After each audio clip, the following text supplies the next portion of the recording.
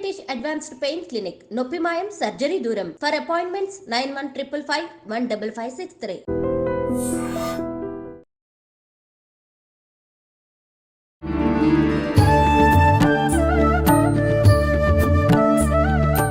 నమస్కారం, welcome to I dream. ధర్మ మార్గం విత్ విజిత కార్యక్రమానికి స్వాగతం. ప్రస్తుతం మనతో పాటు ఉన్నారు ప్రముఖ జ్యోతిష్యులు, ఆధ్యాత్మికవేత్త నిట్టల ఫణిభాస్కర్ శర్మ గారు. ఇప్పుడు వారితో మాట్లాడి మరిన్ని విషయాలు తెలుసుకుందాం. మనకున్న సందేహాలన్నింటినీ కూడా నివృత్తి చేసుకునే ప్రయత్నం చేద్దాం. నమస్కారం అండి. నమస్కారం అండి. ఎలా ఉన్నారు? బాగున్నాను, మీరు ఎలా ఉన్నారు? బాగున్నానండి.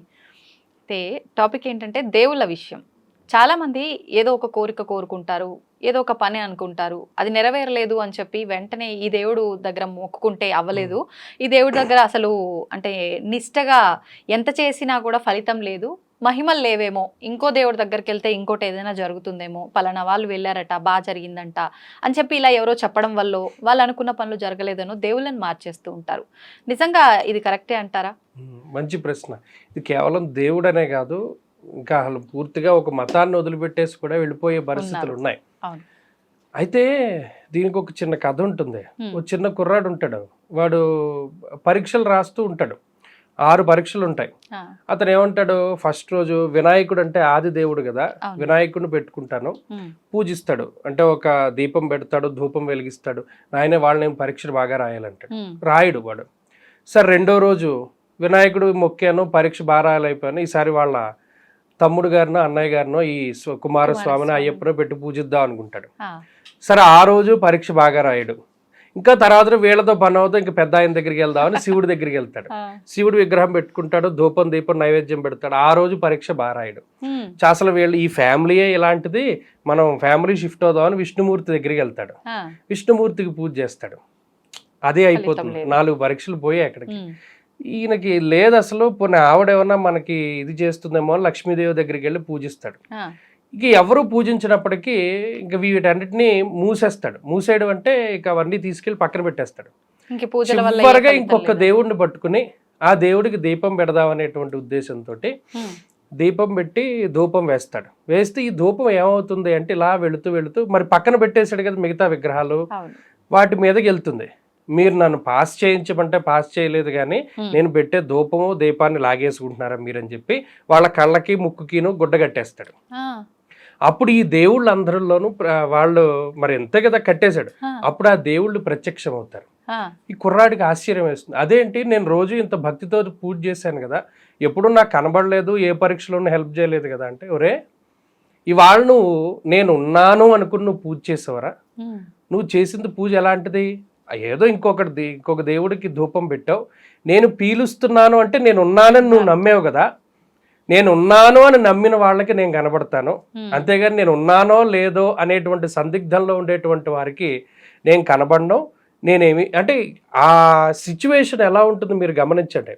ఆ చిన్న కుర్రాడు అప్పటి వరకు భగవంతుడు ఉన్నాడు అనుకుని పూజ చేయలా, మనకు పని అవుతుందా అవదా అనేటువంటి దాని మీదే ఉన్నాడు. ఎప్పుడైతే దేవుడు ఉన్నాడు, నేను పెట్టే పొగ ఆయన పీల్చేస్తున్నాడు అనుకుని గుడ్డగట్టేశాడో అప్పుడు అక్కడ అది భగవంతుడు దానికి మెచ్చుతాడు. అలాగే నమ్మకం. అసలు ఇక్కడ శ్రీ గురు చరిత్రలో మీరు అక్కడ మొట్టమొదట నామధారక శర్మ గురువుని నిందిస్తూ ఒక స్తుతి చేస్తాడు.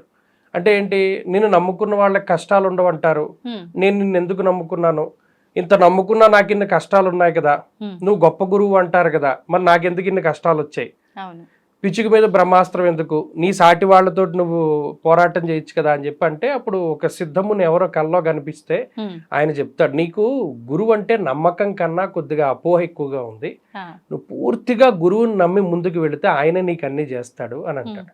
అలాగే ఇప్పుడు మనం ఉన్నాం, సోమవారం శివుడి గుడికి వెళ్తాం, మంగళవారం సుబ్రహ్మణ్య స్వామి గుడికి వెళ్తాం.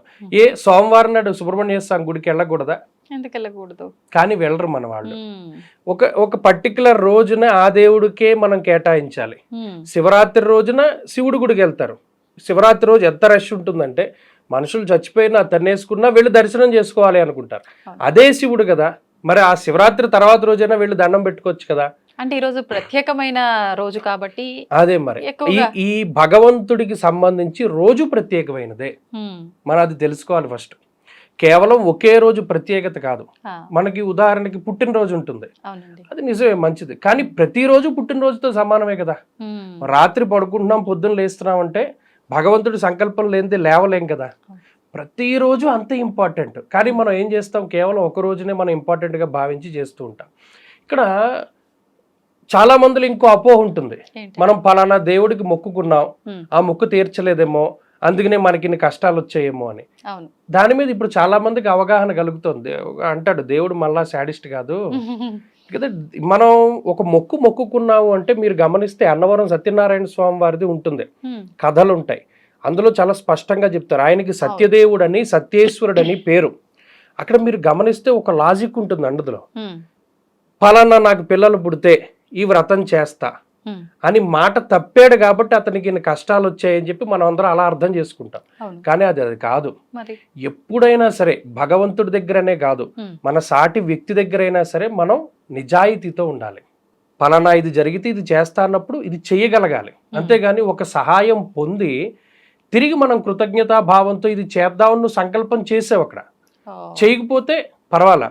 మాట తప్పినందుకు ఆయన సత్యదేవుడు, సత్యము దానికి క్వైట్ ఆపోజిట్ అసత్యము. సత్యం. మరి అక్కడ మాట తప్పడం అంటే అసత్యమే కదా. అవును. ఆ అసత్యమే మనల్ని బాధిస్తుంది కానీ భగవంతుడు కాదు.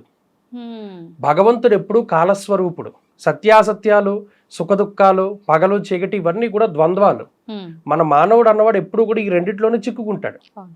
ద్వంద్వాతీత స్థితికి వెళ్ళినప్పుడు వాడికి ఇటువంటి భేషజాలు ఉండవు. ఉమ్, కాబట్టి ఇక్కడ అన్ని మనమే చేస్తాం, భగవంతుడు ఏమీ చేయడు, చూస్తూ ఉంటాడు అంతే. ఉమ్, కాబట్టి ఇక్కడ ఒక భగవంతుడు మనకి మంచి చేస్తాడు, ఇంకొకడు మంచి చేయడు అంటే, ఒక తల్లి ఉంటుంది, ఆ తల్లి దగ్గర డబ్బు ఉంటుంది, ఉంటే అందరి పిల్లలకే పెడుతుంది, ఆమె దగ్గర లేకపోతే మిగతా పిల్లలకి పెట్టదు కదా. మా అమ్మ చెడ్డది, ఉమ్, ఆ అమ్మాయి అన్ని తినేస్తుంది, నాకేం పెట్టట్లేదు, ఇంకొకళ్ళ అమ్మని మన అమ్మ అనుకుందో ఆవిడ ఏమైనా పెడుతుందేమో అని వీడు అనుకుంటాడు. అక్కడ అపోహ. ఉమ్, ఏ కన్నతల్లైనా పిల్లల్లోనే అన్ని చూసుకుంటుంది, ఆమె రక్త మాంసాలే పెట్టినప్పుడు అవును. మిగతా పెట్టదా. నారు పోసిన వాడు నీరు కూడా పోస్తాడు. ఉమ్, కాబట్టి ఇది అపోహ మాత్రమే.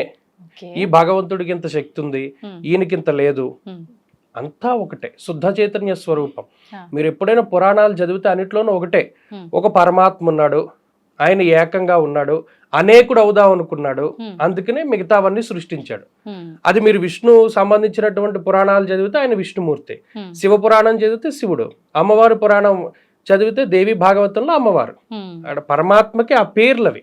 Okay, okay. కాబట్టి భగవంతుడు అన్నవాడు శుద్ధ చైతన్య స్వరూపం, ఉమ్, ఆయన ఒకటే. ఉమ్, ఆయనకి శక్తి లేకపోవడం కానీ, లేకపోతే ఒక దేవుడు ఇనే చేస్తాడని కానీ కాదు. మన నమ్మకం, మన అపోహ.